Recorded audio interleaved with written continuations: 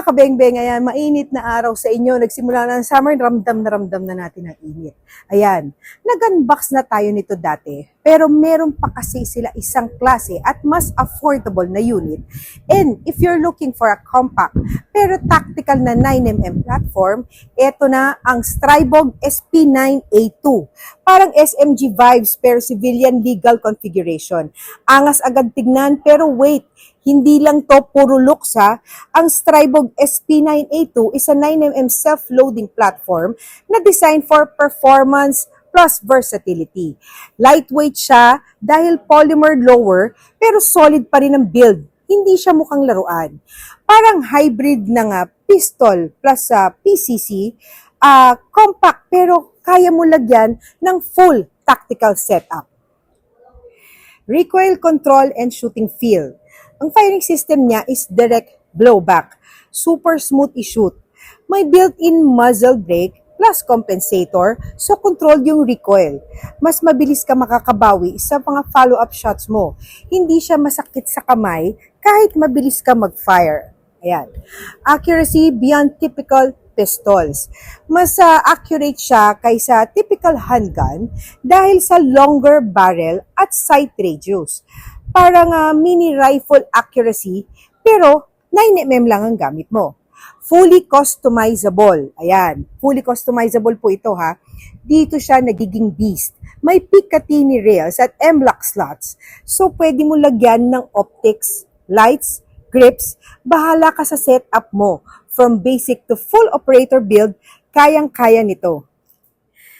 Ambidextrous controls. Lefty or righty ka man, walang problema. Fully ambidextrous controls. User-friendly kahit sinong shooter. Lightweight but durable. Magaan siya. Siguro mga around 2 kilos lang. Pero hindi flimsy. Balance weight plus solid feel. Perfect for range days na hindi ka agad mapapagod. Compact and portable. Compact size with optional folding setup. Madaling dalhin. Madaling i-store.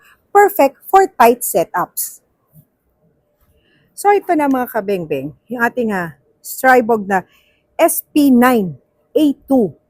Ayan. So, pag pumili pala kayo nito may kasama kayong dalawang 30 rounds na magazine. Ayan. Yung Luger magazine siya, yung curve. Ayan. Tapos may hard case na rin po to Ang lalagyan niya ay hard case, so hindi na kayo mahihirapang magbitbit or kung maghahanap na lalagyan, okay na po yung hard case nito. So tara, samahan niyo ako at ito naman ang ating ite-test fire.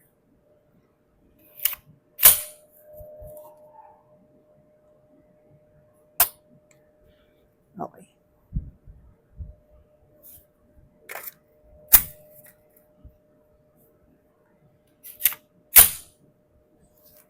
Firing.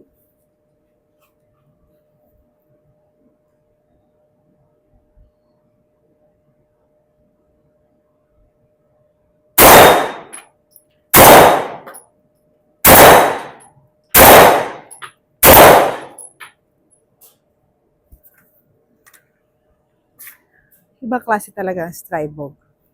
Kahit hindi siya yung katulad ng mga ibang models ng Strybog na yung blowback system niya, okay na okay pa rin siya. Ayan.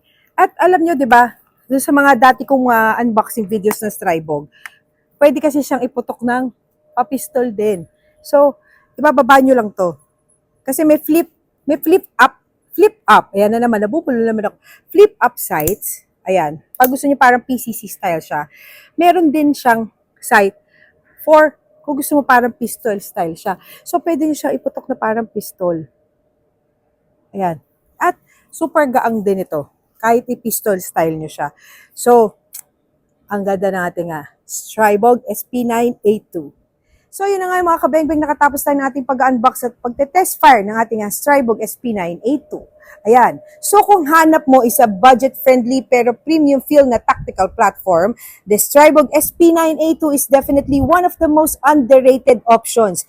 Hindi lang siya pang-display. Legit siya. Pang-performance din. Ayan. So, yun na mga kabengbeng. Thank you po sa lahat ng nanood at sumama sa aking video ngayon.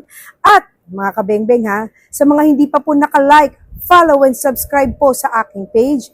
Please do like, follow and subscribe Kabengbeng Abi Facebook page at meron din po ko YouTube channel ang Kabengbeng Abi. At syempre pa, huwag niyo pong kalimutang i-like din at i-follow ang Espineli Defense Facebook page at meron din po silang YouTube channel ang Espineli TV. So, paano mga kabengbeng? Paano yan? Kita-kits tayo ulit sa ating mga susunod pang mga unboxing videos. Ayan. Bye-bye po mga kabengbeng. Ingat po kayo palagi. God bless.